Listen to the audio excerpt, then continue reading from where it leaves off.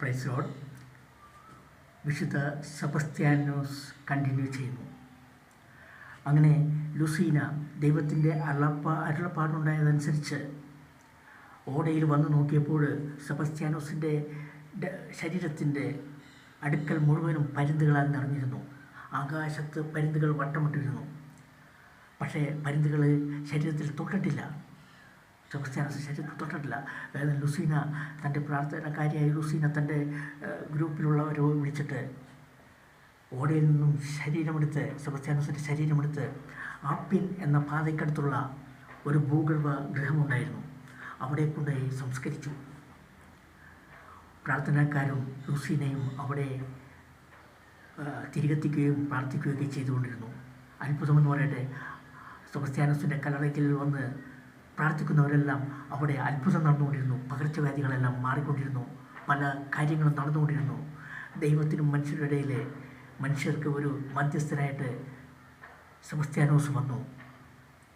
അങ്ങനെ അവിടെ വർഷങ്ങൾക്ക് ശേഷം ലൂസീന അവിടെ ഒരു ദേവാലയം സെബസ്ത്യാനോസിന് പണിയിപ്പിച്ചു. സെബസ്ത്യാനോസിൻ്റെ പേരിൽ ഒരു ബസിലിക്ക. ഇത് ചക്രവർത്തി അറിഞ്ഞിട്ട്, ഡയക്ലഷ്യൻ ചക്രവർത്തി അറിഞ്ഞിട്ട് ലൂസീനയെ വധിച്ചു.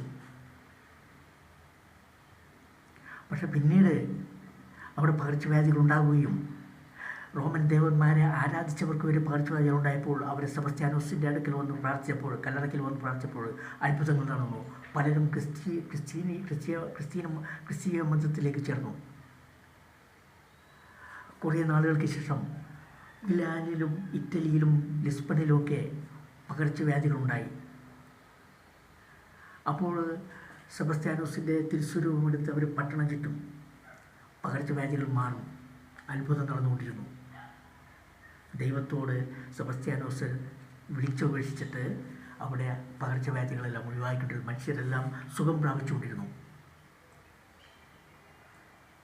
അപ്പോൾ മനുഷ്യരെ തീരുമാനിച്ചു, നമുക്ക് ലോകം ചുറ്റണം. സെബസ്ത്യാനോസിൻ്റെ തിരുസ്വരൂപമായിട്ട് ലോകം ചുറ്റണം. പക്ഷേ ആ തീരുമാനം ഉണ്ടായിരുന്നു. പക്ഷെ അവരെ അത് മറന്നുപോയി. അപ്പോൾ നേർച്ച നേർന്നാൽ നമ്മളൊരിക്കലും മറക്കരുതെന്നുള്ള കാര്യമാണ് അവിടെ ഒഴിവാക്കുന്നത്. അവർ മറന്നു.